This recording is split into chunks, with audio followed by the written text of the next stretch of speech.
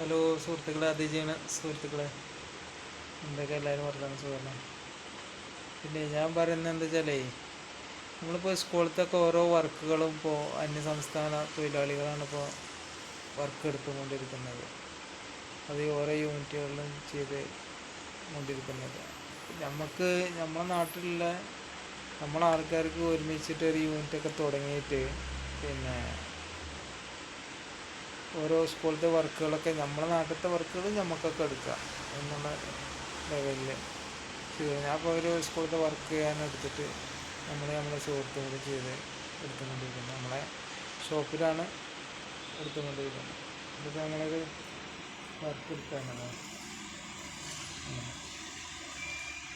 അപ്പം അങ്ങനെ നമുക്ക് വർക്കുകൾ ഉണ്ടാക്കാം, പണി നമ്മളെ വരുമാനം വർദ്ധിപ്പിക്കാം. അങ്ങനെ എല്ലാവരും മുന്നോട്ട് വന്നാലൊക്കെ നടക്കും.